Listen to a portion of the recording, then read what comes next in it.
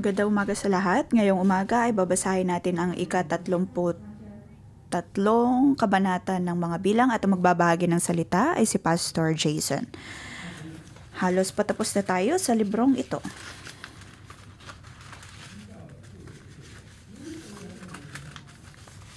Tayo ay nasa dulo na ng dulo.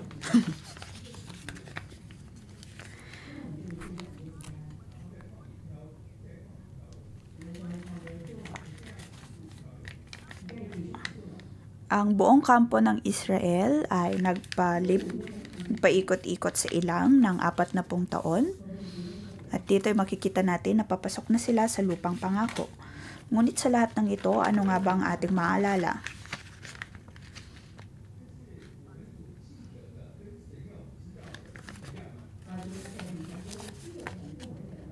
Kung ano man ang ating mga maaalala pagdating sa mga pangyayaring ito at sa kung anong nais ng Panginoon na maalala ay maaaring magkaiba.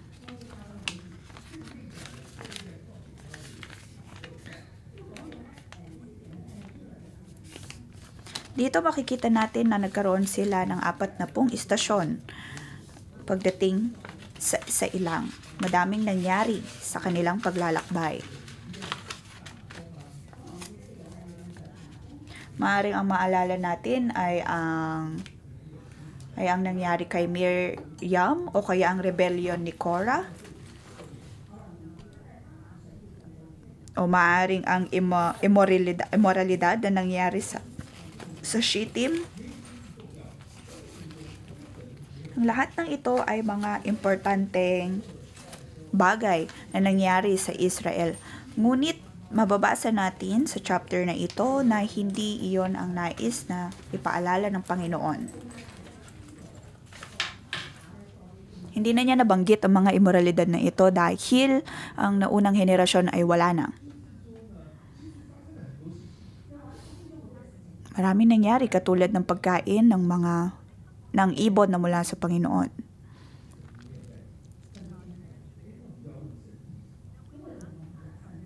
Ano lang ba ang nabanggit ng Panginoon patungkol sa paglalakbay ng mga Israelita?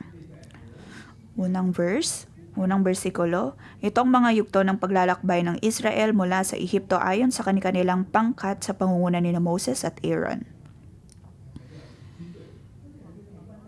Ito ay tungkol sa kampo ng Israel at hukbo ng Israel. Verse 2, ayon sa utos ng Yahweh, itinala ni Moses ang bawat yugto ng kanilang paglalakbay buhat sa simula.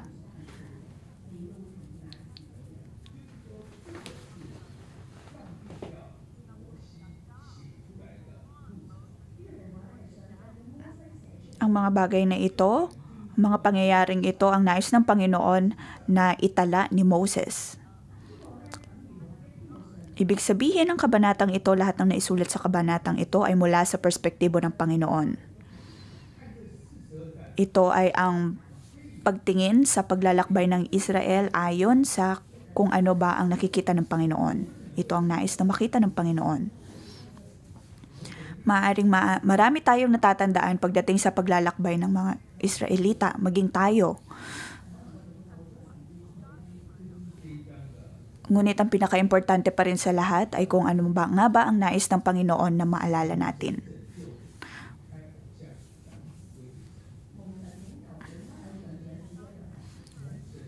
So verse 1-4, tanggapin ang pagliligtas ng Panginoon, iwanan ang mga idolo at dumulog sa Panginoon. Makikita natin ito sa verse 3. Ang paglalakbay ng Israelita ay nagsimula sa verse 3. Ito ay nangyari matapos ang Passover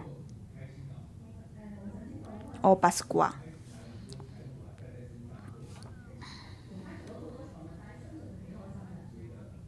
Ang mga Israelita sa kanilang pag-alis sa Ehipto ay naroon ang kanilang kasiyahan.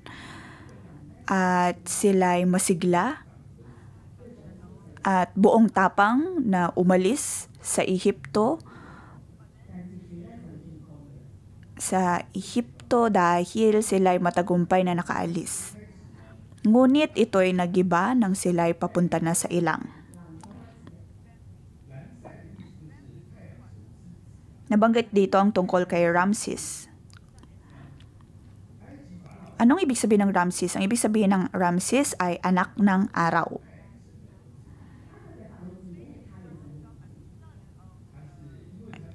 Ibig sabihin ang paraon ay tinatawag niya ang sarili niya bilang anak ng Diyos ng araw.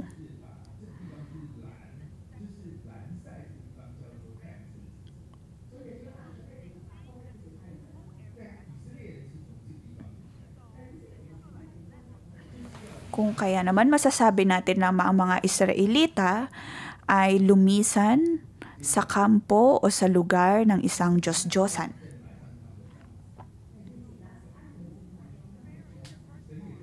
Sa verse 4, nabanggit doon ang pag-alis ng mga Israelita habang ang mga taga-Ehipto ay abalang-abala sa paglilibing sa kanilang mga panganay na pinatay ni Yahweh. Ipinakita ni Yahweh na siya ay mas makapangyarihan kaysa sa mga Diyos ng Ehipto. Nakita natin dito kung paanong inilibing ng buong Ehipto ang kanilang mga panganay. At ipinakita ng Diyos na ang mga Israelita naman ay ang kanyang mga panganay.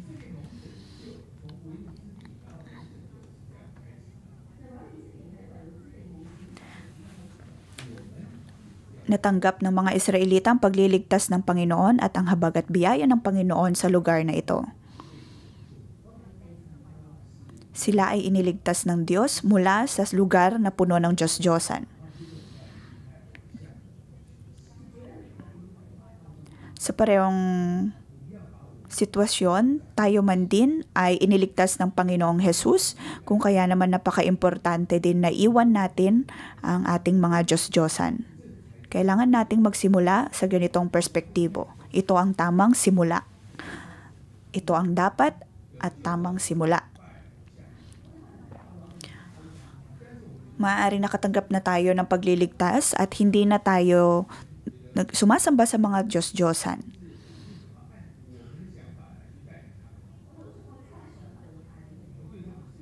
Maaaring naroon ang pag-iisip natin na nais nating lisanin ang ganitong buhay.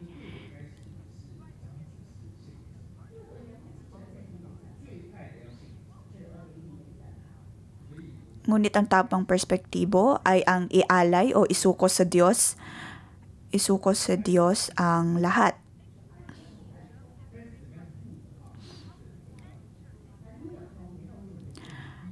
Ang pag-alis sa Ehipto ay isang biyaya mula sa Panginoon, ngunit napaka-importante din kung paano nga ba magsisimula patungo sa ilang.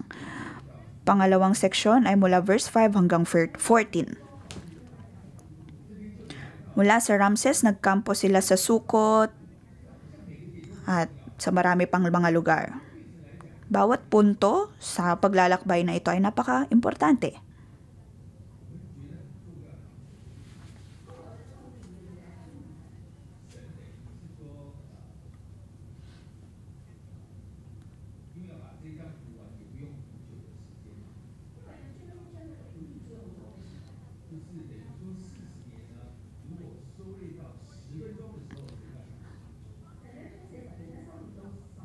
Sa 40 taon at nais ng Panginoon na isulat lamang ito sa isang kabanata, ano ba ang nais sabihin ng Panginoon? Ang mga nabanggit lamang dito ay mga lugar. Mula verse 5 hanggang 14.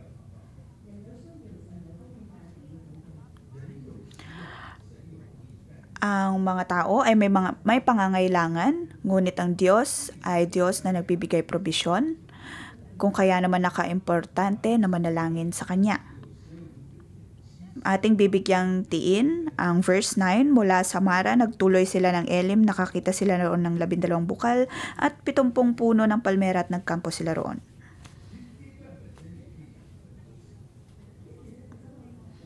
Kung tutuusin sa section na ito ay madami tayong maaaring makita.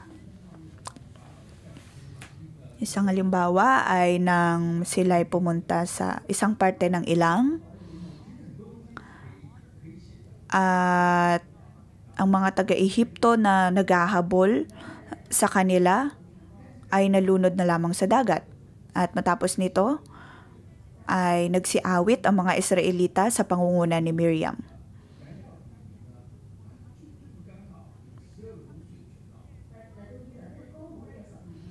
Ngunit ang nabanggit lamang dito ay ang tungkol sa nangyari sa Elim,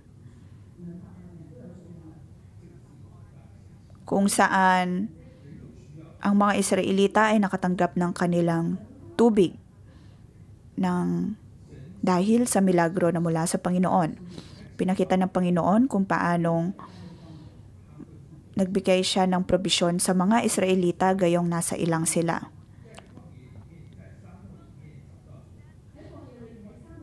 Ito ang nais na ipakita ng Panginoon. Maaring sa ilang ay wala tayong makitang tubig, ngunit ang Diyos ay paniguradong magbibigay probisyon. Sa panahon ngayon, maaaring napakahirap ng ating pinansyal na aspeto ng buhay, ngunit kailangan natin tandaan na ang Diyos ay Diyos ng probisyon.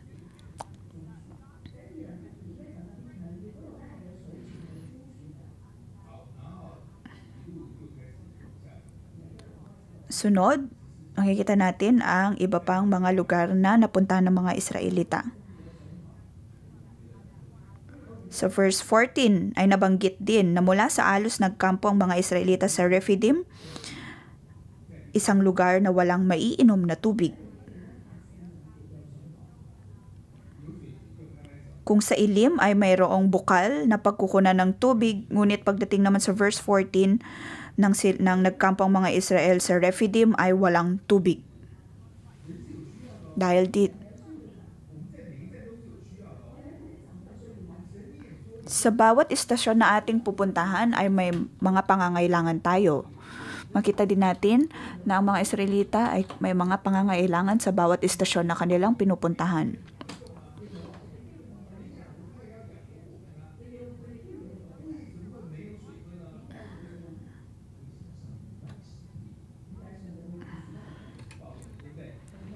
Dito nagsilabasan ang mga reklamo ng mga Israelita kung nasaan ang probisyon ng Panginoon.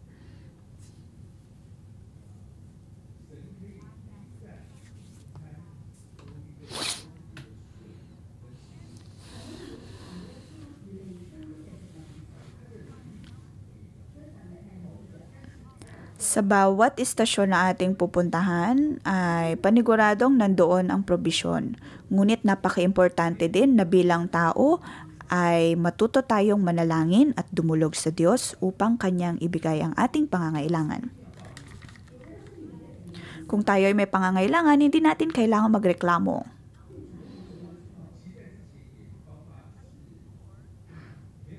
Makikita natin sa paglalakbay ng mga Israelita na hindi lamang sila nagkaroon ng kakulangan sa tubig, nagkaroon din sila ng problema pagdating sa pagkain. Sa kanilang pangangailangan ay inuuna nilang magreklamo. Ngunit sa kanilang pagrereklamo ay walang sagot ang Panginoon.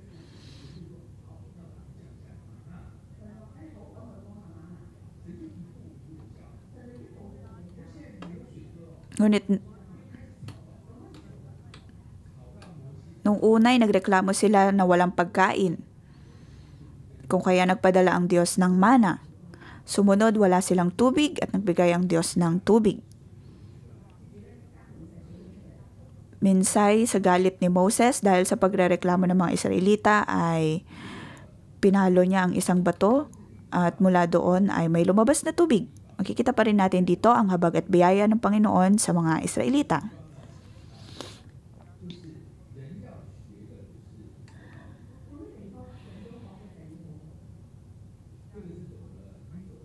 Sa paglalakbay ng mga Israelita sa ilang, makikita natin dito kung gaano kaimportante ang pananalangin.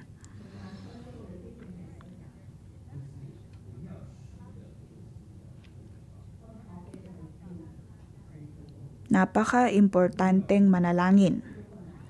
Madami tayong makakaharap na pagsubok sa buhay. Naroon ang pangako ng Panginoon, ngunit naroon din ang pagsubok.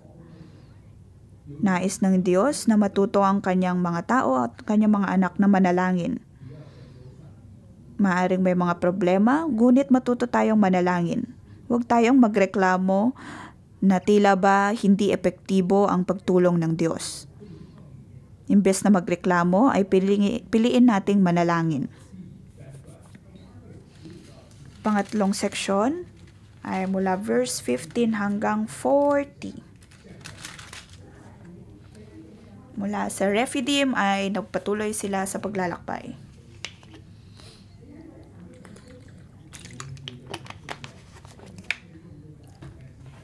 Bawat istasyon ay napaka-importante.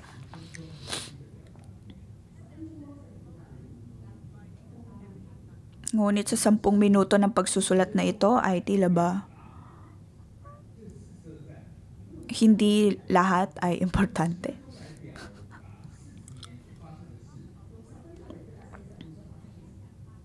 Sampung minuto lamang ng pagsusulat upang ikwento ang lahat ng nangyayari sa paglalakbay ng Israel.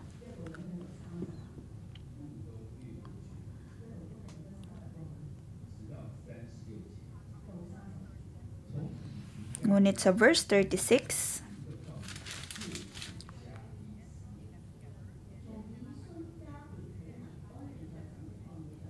nabanggit ang kanilang pagpapalipat-lipat hanggang sa makarating sa Kadesh at sa ilang ng Zin. Sila ay nagkampo sa Kadesh. Iniwan nila ang Kadesh. Ito ang lugar kung saan ipinadala ni Moses ang 12 espiya upang tignan o tiktikan ang Kanaan.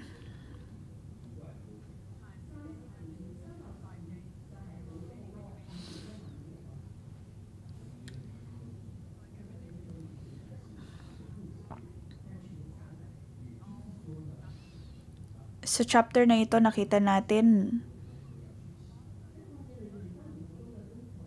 na konti lamang ang nabanggit tungkol sa paglalakbay ng mga Israelita.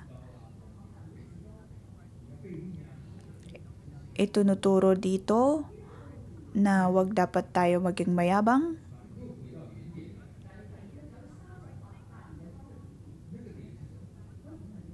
at wag magreklamo. At bukod pa dito ay itinuturo din ang kahalagahan ng pananampalataya. Sa pamamagitan lamang ng pananampalataya na maaari nating matapos ang ating paglalakbay sa ilang. Sa pamamagitan ng pananampalataya na maaari nating matigil ang pagpapaikot-ikot at pasikot-sikot sa ilang.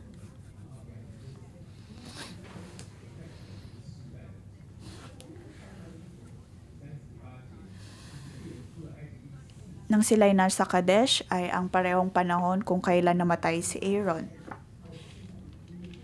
Sa verse 38, sa utos ni Yahweh, ang paring si Aaron ay umakyat sa bundok ng Hor. Namatay siya roon sa gulang na 123 taon, no'y unang araw ng ika-5 buwan, ika-40 taon mula nang umalis sila sa Ehipto.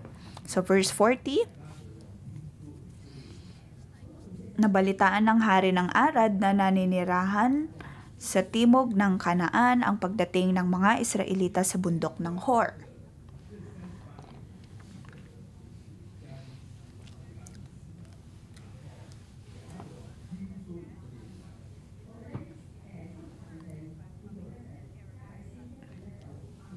Sa buong 38 taon ay ito lamang ang naitala tungkol sa paglalakbay ng Israel. Ang tungkol sa kamatayan ni Aaron at ang sitwasyon kung saan nabalitaan ng hari ng Arad ang tungkol sa mga Israelita.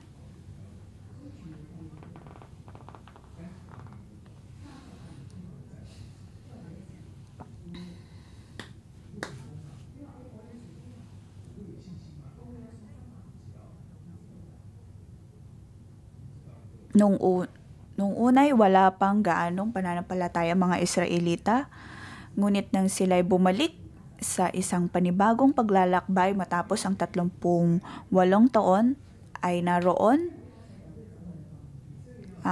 naroon ang pagsisiyasat kung sila ba'y may pananampalataya na.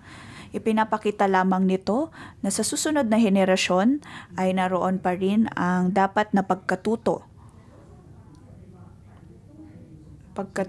kung sila ba'y maglalakbay ng may pananampalataya sa ilang.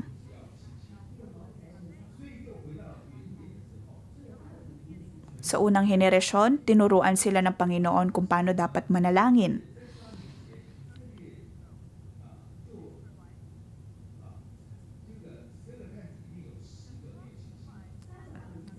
Sa unang henerasyon ng mga Israelita, nabasa natin o natutunan natin ang tungkol sa mga espiya na walang pananampalataya sa Kanya.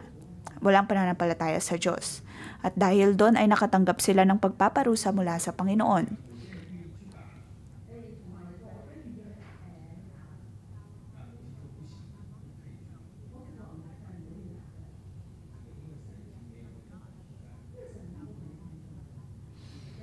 Naroon ang kagustuhan nila na lumaban sa Panginoon, ngunit hindi na sila hinayaan ng Diyos dahil sa kanilang rebelyon.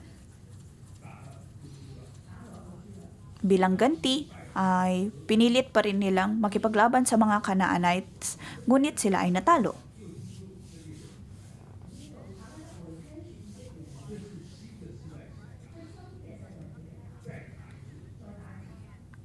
At ngayon naman, sa pangalawang henerasyon ay umusbong muli ang laban sa pagitan ng mga Israelita at Kanaan. Ngunit sa panahong ito ay nanalo na ang mga Israelita. Di tulad ng nangyari sa unang henerasyon kung saan sila'y natalo, ngunit pagdating sa panibagong henerasyon ay naipanalo na ng mga Israelita ang laban kontra sa mga taga-Kanaan. Makikita natin dito ang pagkakaiba ng kanilang sitwasyon. Ang isa ay natalo, ang isa naman ay nanalo.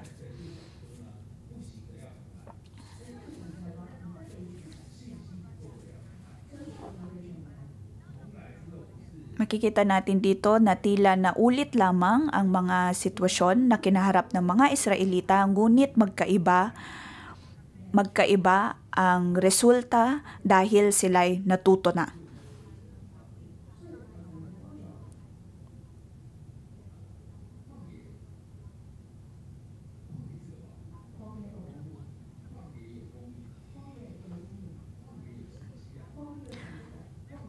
Sa ilang ay naroon ang pagliligtas, ang probisyon, at ang paggabay ng Panginoon.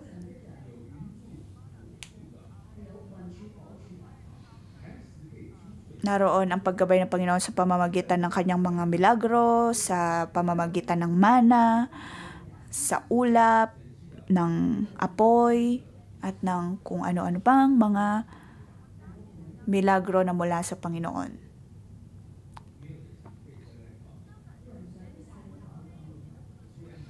Ngunit hindi ito nangangahulugan na kailangan nilang mamalagi lamang sa ilang dahil may mga milagro naman.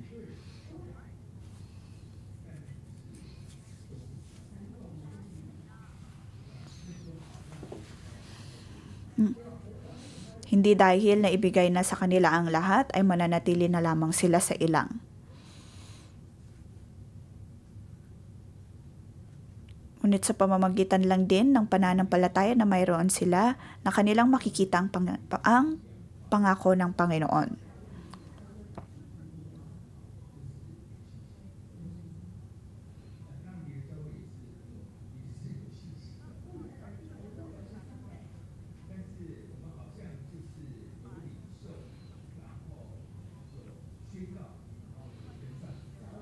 Sa atin ngayon, napaka-importante na magkaroon din tayo ng pananampalataya. Sa ating pagtanggap ay naroon dapat ang pananampalataya at iproklama at gawin ang mga bagay ng may pananampalataya.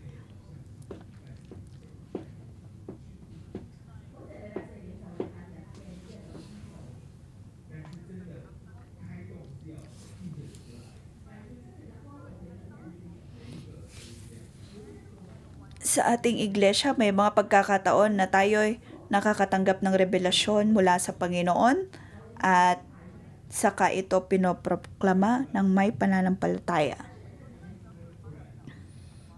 Sa ating pagproproklama,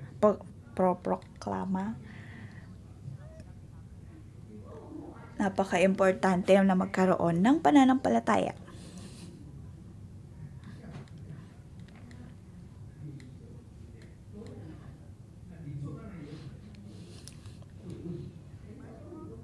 Sa ating iglesia, maaaring sa ating pagtanggap ay mayroong problema.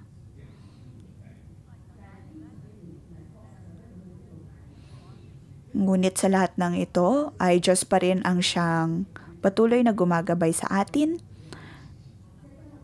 at tinuturuan din tayo kung paano nga ba magkaroon ng tama at sapat na pananampalataya. Huling seksyon ay mula verse 41 hanggang sa 56, hanggang sa matapos ang kabanatang ito.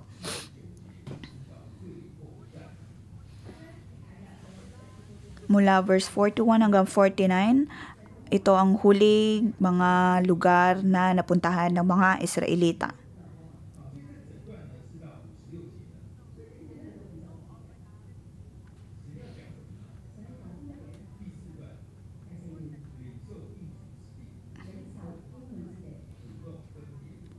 Dito makikita natin, tanggapin ang pangako ng Panginoon at magkaroon ng inisyatibo na maging malinis at dalisay sa harap ng Diyos.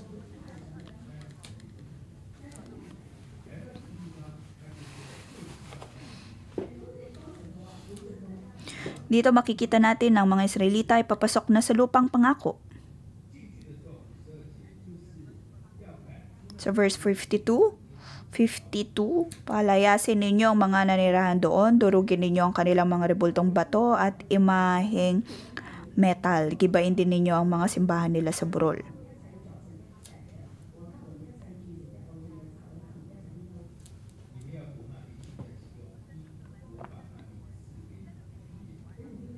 Sakupin ninyo ang lupaing iyon at doon kayo tumira sapagkat ibinibigay ko sa inyo ang lupaing iyon. Verse 53.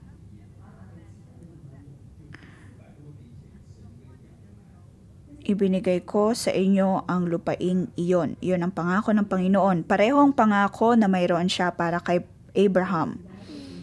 At dito makikita natin ang pagsasakatuparan ng pangako ng Panginoon.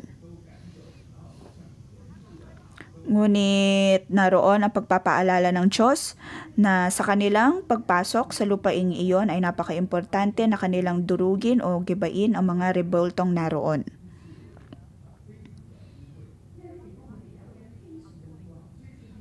Ito ay dahil ang lugar na iyon ay napakarumi.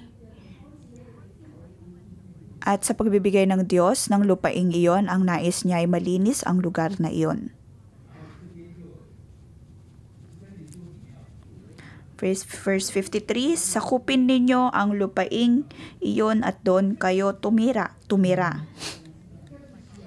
Ang lupaing iyon ay mula sa Panginoon, ngunit kailangan nilang ipaglaban ang nabanggit na lugar.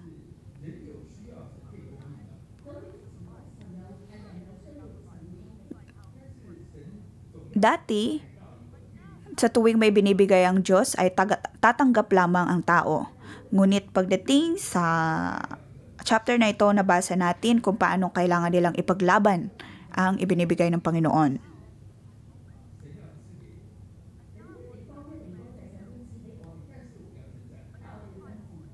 Nais ng Diyos na ibigay ang lupaing iyon, ngunit napaka-importante din na ipaglaban ito ng mga Israelita. Sa verse 55, huling pagpapaalala mula sa Panginoon, ngunit kung hindi ninyo palalayasin ang mga nakatira doon, ang matitira ay magiging parang tinik sa inyong lalamunan at puwing sa inyong mga mata. Balang araw, sila ang gugulo sa inyo.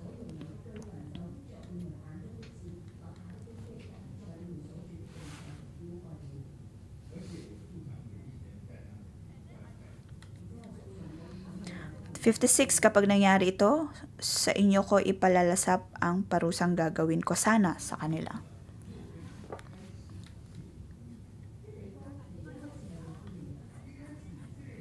Ang parteng ito ay tila pagtugon sa kung ano man ang nangyari nang nagsisimula pa lamang ang mga Israelita sa kanilang paglalakbay mula kay Ramses.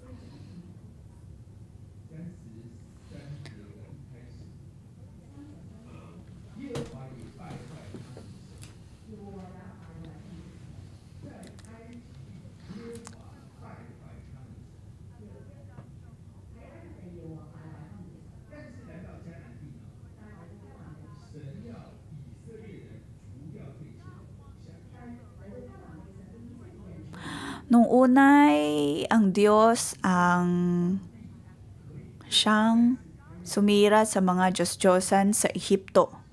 Ngunit pagdating sa section na ito, sa Kabanata 33, mababasa natin na ang bilin ng Diyos ay ang sirain ng mga Israelita ang mga Diyos-Diyosan sa lupang pangako.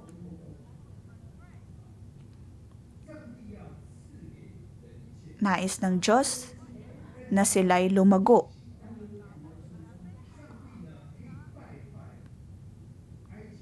Ang Diyos ay nagbibigay ng mga probisyon, ngunit nais niya na ang tao ay matutong manalangin.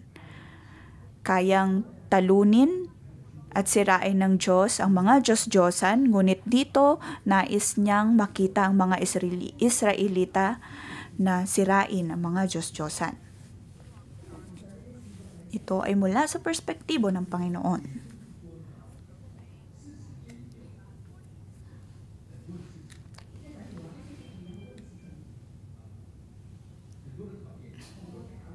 Sa 40 taon ay maraming nangyari sa paglalakbay ng mga Israelita.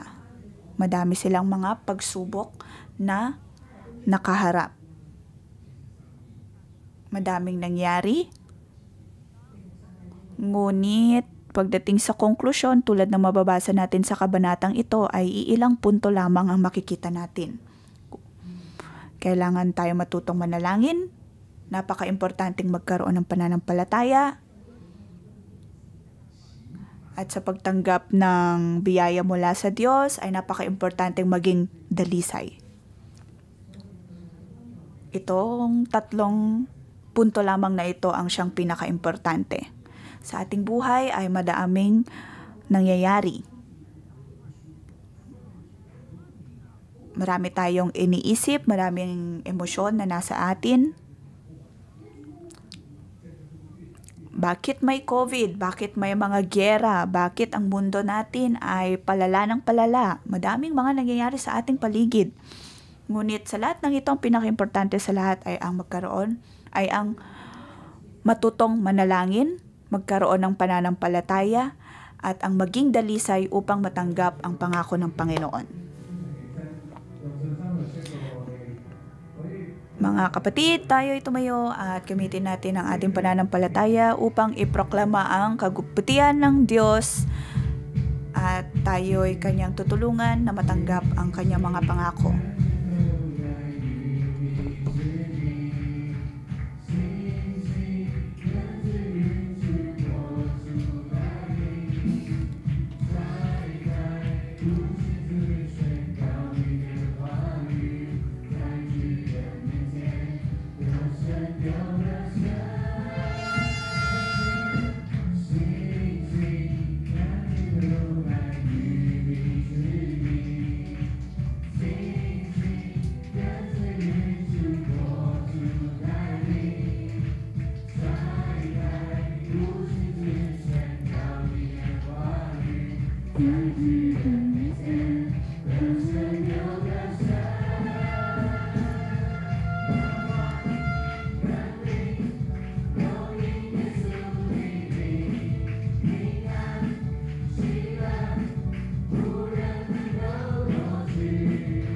Set a feast before me in the presence of my enemies, and declare you are my friend.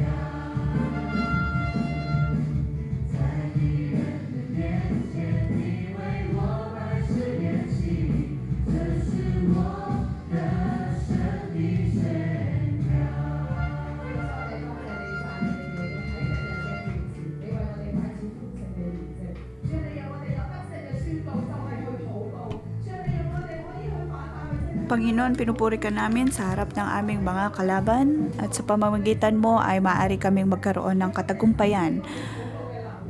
Maaari kaming magtagumpay sa pamamagitan ng aming pananampalataya. Tayo ay manalangin sa Diyos at pagpasalamat natin sa Kanya na tayo ay maaaring dumulog sa Kanya. Sa pamamagitan ng ating panalangin ay magpasalamat tayo sa Diyos.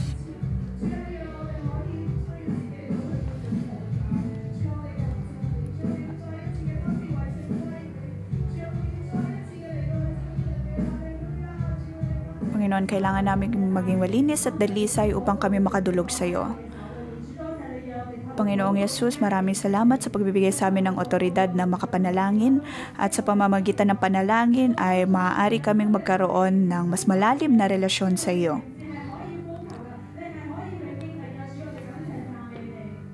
Ikaw ang Diyos na aming nararanasan. Panginoon, maraming salamat sa iyong pagliligtas sa amin. Tinutulungan mo kami magkaroon ng mas malalim na relasyon sa iyo at higit pang maunawaan ang iyong kalooban. Sa kabanatang binasa namin ngayong umaga, ay binigyan mo kami ng mga punto na kailangan naming matandaan. Nais mo kaming magkaroon o magbigay importansya pagdating sa pananalangin. Mga kapatid, maaaring nahihirapan tayo sa pananalangin. At pakiramdam natin na tayo ay mahina. Pagdating sa pananalangin, sino po sa atin ang mayroong problema pagdating sa pananalangin? Na pakiramdam natin ay hindi natin nadarama ang presensya ng Panginoon gayong tayo ay nananalangin. Sabihin natin sa Diyos ang ating problema pagdating sa puntong ito ng ating buhay.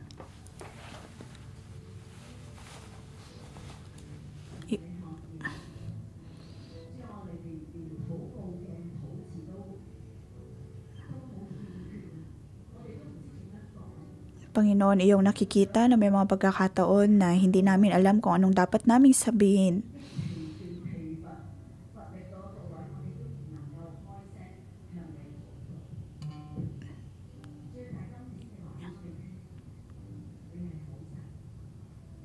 Ngunit ngayong araw, Panginoon, sinasabi mo sa amin na ikaw ay isang napakabuting Diyos. At binibigyan mo kami ng habag at biyaya. Binibigyan mo kami ng sapat na probisyon. Kaya naman tulungan mo kaming magkaroon ng mas maayos na pananalangin.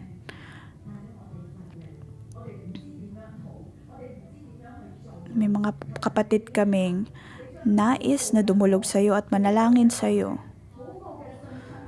Ngunit naroon ang paghihirap na gawin ito. Kung kaya naman hinihingi namin, O Diyos, ang iyong apoy at ang iyong banal na espiritu na tumulong sa amin. Panginoon, maraming salamat sa iyong pagbibigay sa amin ng espiritu ng pananalangin. Naniniwala kaming ikaw ang Diyos na dumidinig sa aming mga panalangin. Noong nakaraan, narinig mo mga Israelita at ang kanilang pagrereklamo. Narinig mo din ang kanilang pananalangin.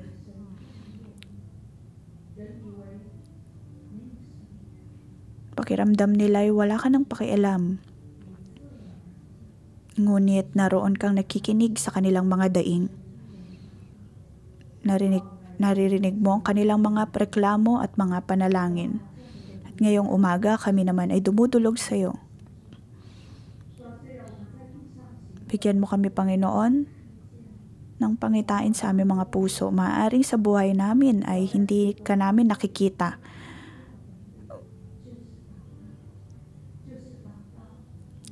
Ngunit naroon ang biyaya mo na maaari kaming manalangin at dumulog sa iyo. Pinapakinggan mo ang aming mga panalangin. Nakikita mo ang lahat sa aming buhay at ang lahat sa mundong ito. Panginoon, pinupuri ka namin.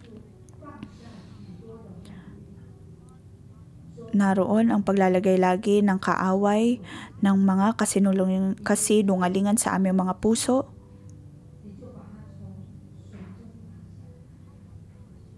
Ngunit nariyan ka, Diyos, na tumutulong sa amin tulad ng kung paano mo tinulungan si Pedro nang siya'y palunod na sa tubig.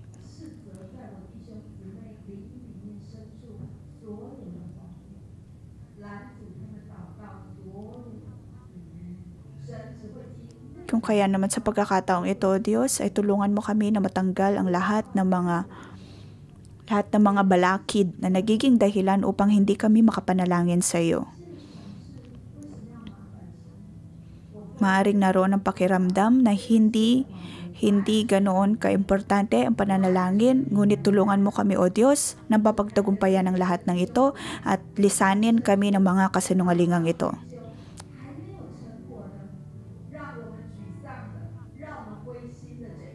Pinapanalangan din namin ang mga kapatid naming hindi napangyayari ang kanilang mga panalangin. Ngunit ngayong umaga, naway maalala natin na ang Diyos ay nakikinig sa ating mga daing. Ang Diyos ay sumasagot sa ating mga panalangin ng ayon sa kanyang panahon at kalooban. Ikaw ang Diyos na dumidinig sa aming mga panalangin. At ayon sa iyong panahon, ay itutugunin mo ang aming mga panalangin. Panginoon, pinupuri ka namin. Panginoon, maraming salamat sa espiritu ng pananalangin at alam namin ang espiritu ng pananalangin ay nasa amin na.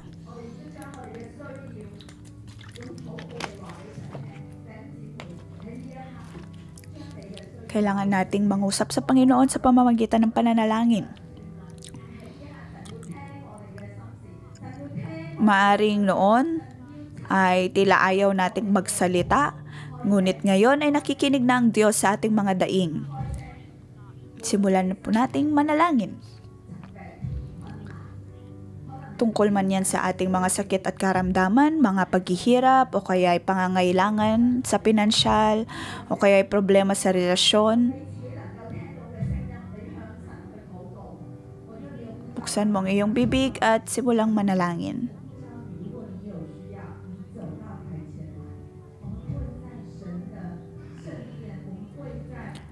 Para sa mga kapatid nating nagsabi na sila'y nahihirapan sa pananalangin, ngunit naroon ang kanilang mga daing,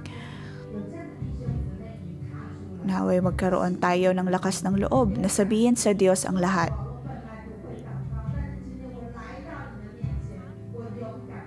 Dumulog tayo sa Diyos ng may pananampalataya. Ipanalangin natin ang ating mga pangangailangan. Tumulog tayo sa Diyos at magpatuloy sa pananalangin.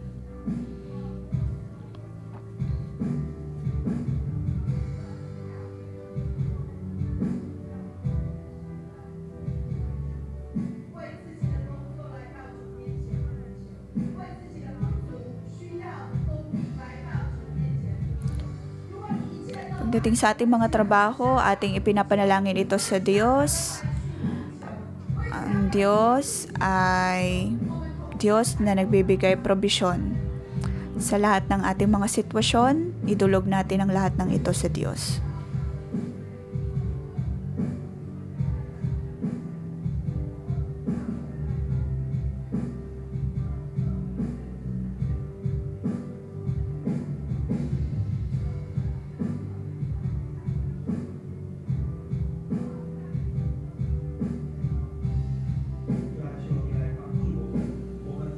Panginoon, naway tulungan mo kami.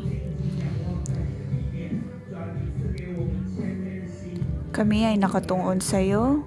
Bigyan mo kami ng mapagpakumbabang puso at bigyan din ng dunong.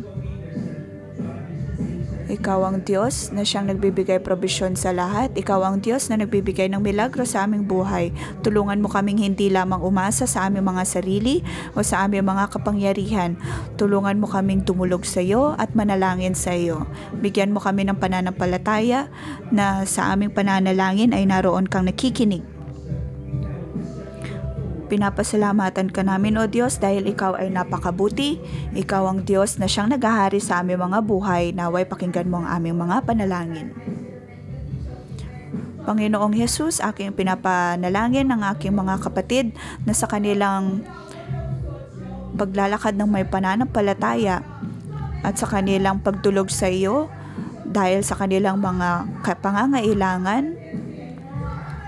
Ang bawat panalangin namin, Panginoon, ay alam naming nakarating sa iyo at alam naming nakarating sa iyong trono. Tulad ng mga insenso, Panginoon, ay alam naming nakikita mo ang lahat ng aming mga panalangin. Naroon ang iyong probisyon.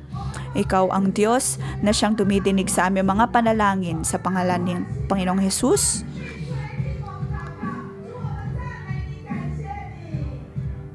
alam namin na iyong naririnig ang bawat naming dalangin.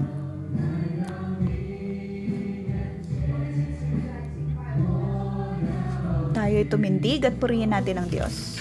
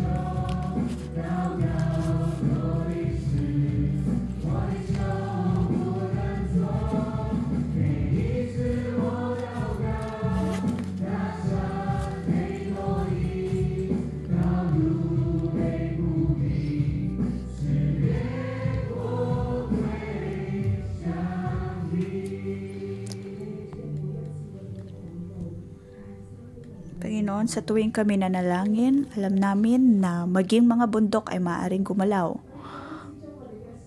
Ngayon, Panginoon, kami bumabalik sa iyo. Naway pakalinisan mo ang aming mga puso. Ikaw ang Diyos na dumidinig sa aming mga panalangin. Sa aming mga puso, Panginoon, alam namin na maaari kaming may mga bagay na dapat na isuko. Banal na Espiritu, naway kumilos ka sa aming mga puso. Diyos, iyong nabanggit sa pamamagitan ng iyong salita ngayong umaga na dapat naming ibigay ang aming mga posesyon sa iyo. Kung may mga balakid sa ating puso, naway isuko natin ang lahat ng ito sa Diyos.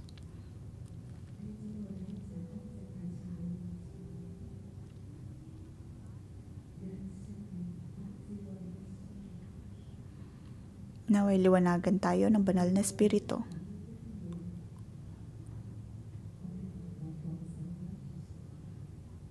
Maaaring sa buhay natin ay may mga bagay na hindi natin kayang isuko sa Diyos. Trabaho man yan, mga anak, o kaya cell member,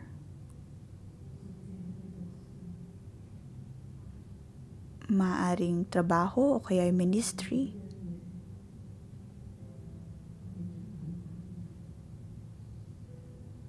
Mga bagay na gumagambala sa atin.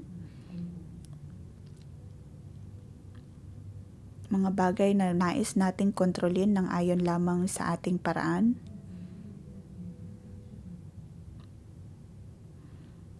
Ngayong umaga ay isuko natin ang lahat ng ito.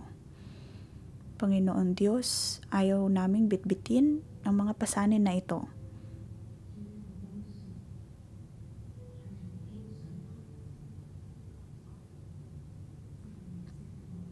Sinasabi mo, Panginoon, ang pagliligtas ay maaari naming matanggap kung kami matuto na isuko ang mga bagay na ito sa aming buhay.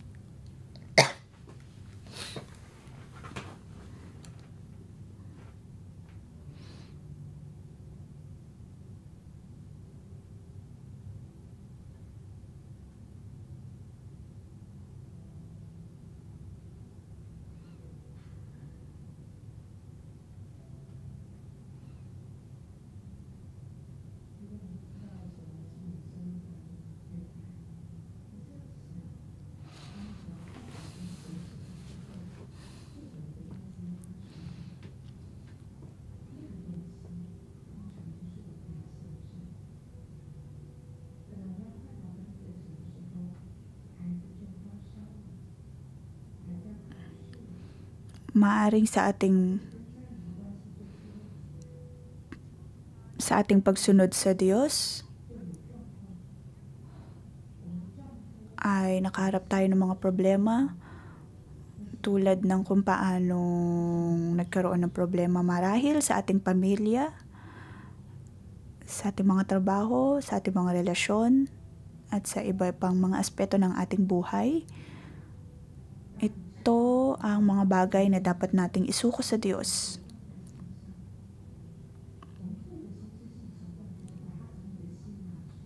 Ilagay po natin ang ating kamay sa ating mga puso, sa kakunin ng ating mga puso at ialay ito sa Diyos. Sabihin natin sa Diyos kung ano yung mga bagay na masyado nating pinanghahawakan na nagiging dahilan at balakid kung kaya hindi tayo nakakadulog sa Diyos. Isuko natin ang mga balakid na ito sa Kanya.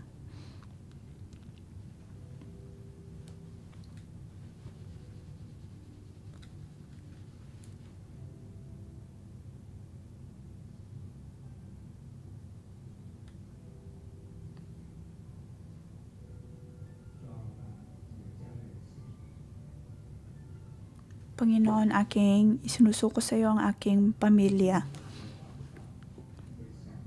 Tulungan mo ko, Panginoon, na pangunahan ang pamilyang ito nang hindi ayon lamang sa kung anong nais ko. May mga pagkakataon na hindi ko maisuko ang aking mga kambala. Alam ko, O Diyos, ng aking asawa at mga anak ay sa iyo. Alam din nilang manalangin. Alam din nilang dumulog sa iyo.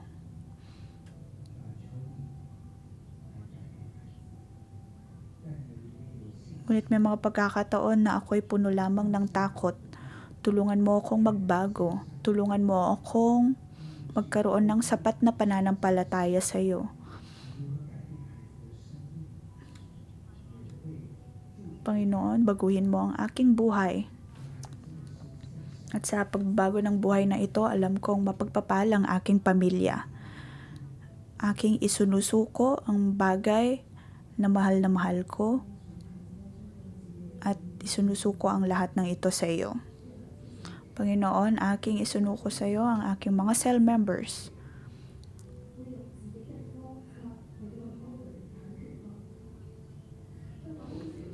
Panginoon, may mga pagkakataon na ginagamit ko ang sarili kong paraan upang tulungan sila.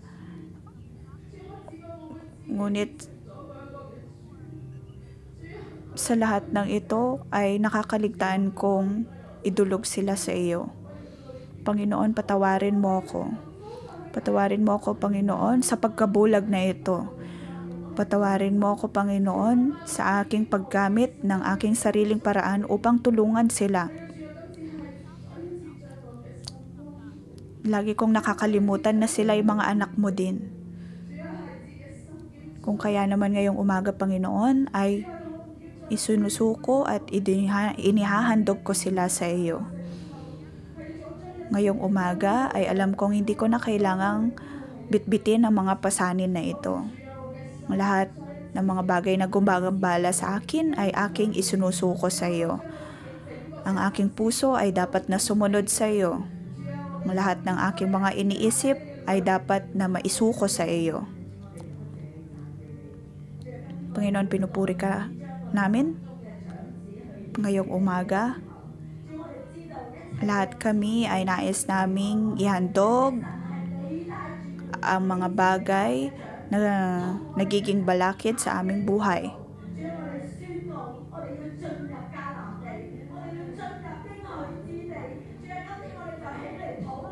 Kailangan nating lumakad sa pangako ng Panginoon. Mga kapatid, tayo ay tumindig.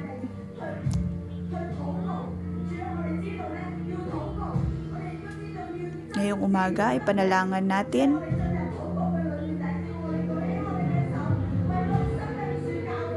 kailangan nating ipanalangin ang ating iglesia, lalong-lalo na ang ating Tree of Life Education.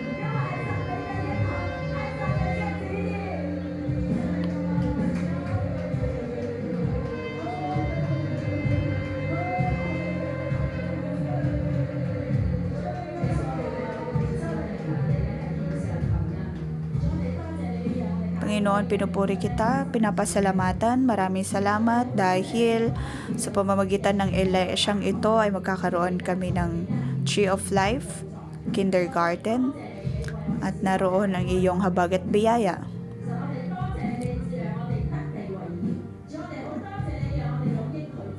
Maraming salamat sa lupaing iyong inihandog upang magkaroon kami ng mga eskwelahan. Sa aming pagpasok sa ika-23rd anniversary ng simbahang ito, aming pinapanalangin ang lupain na iyong inihandog sa amin.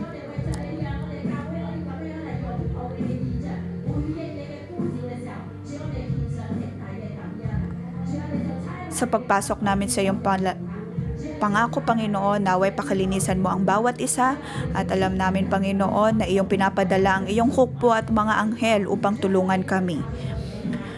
At alam namin, Panginoon, ang kahalagahan ng pagbabago ng henerasyon kung kaya naman dapat maitayo ang mga eskwelahang ito. Panginoon, maraming salamat. Sa aming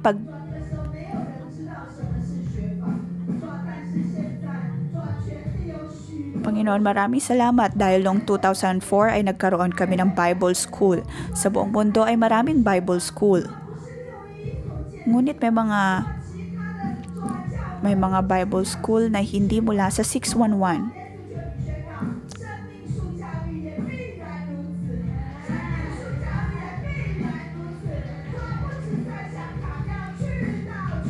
Ngayon nga ay hindi lamang Bible School ang meron ang 611 kundi maging din Tree of Life School. Hindi lamang para sa primary school, secondary school, kundi maging din sa university at sa graduate schools. Panginoon, alam namin na kailangan naming tumindig upang maitayo maging ang susunod na henerasyon bilang mga tao na makakapasok sa iyong mga pangako. Pinupuri ka namin, O Diyos, sa lahat ng mga bagay na ito.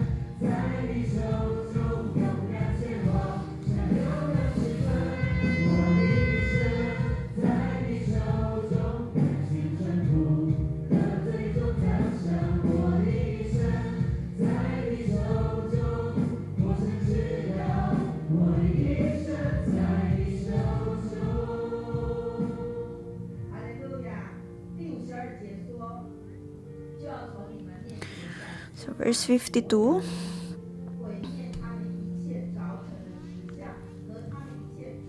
Palayasin ninyo ang mga nanirahan doon, durugin ninyo ang kanilang mga rebultong bato at imaheng metal. Gibain din ninyo ang mga simbahan nila sa burol. Sakupin ninyo ang lupaing iyon at doon kayo tumira sapagkat binibigay ko sa inyo ang lupaing iyon. Tanggapin natin ang pagpapala mula sa Panginoon. Sa pangalan ng Panginoong Yesus ay aking ipinagpapalang bawat isa na maging hukbo ng Panginoon. Tayo ay makapapasok sa pangako ng Panginoon.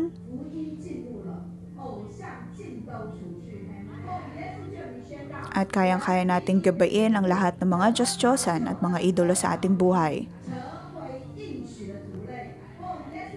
Sa pamamagitan ng salita ng Diyos at ng kabutihan ng Diyos ay makakapasok tayo sa kanyang mga pangako. Dito po nagtatapos ang ating pang-umagang deposyon. Naway mapagpala ang lahat. Magandang umaga.